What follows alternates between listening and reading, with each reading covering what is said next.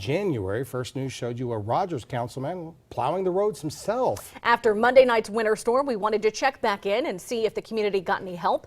27 First News reporter Molly Reed joins us now with more details.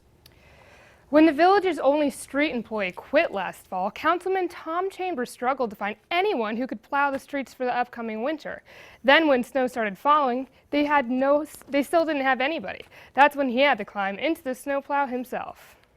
Nearly a month ago, Councilman Tom Chambers found himself in a rough situation.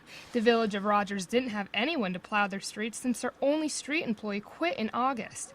Then they couldn't find a private snow plowing service interested in contracting with them. So Chambers took it into his own hands and began plowing the roads himself. Well, I went out and got everything ready and took the trucks around and plowed the best I could and ashed.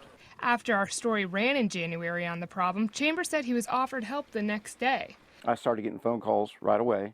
I actually had a boy show up the next day.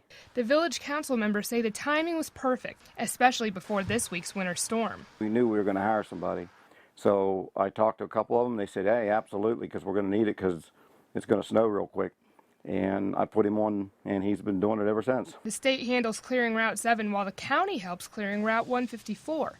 Chambers said it was the side streets they needed help with.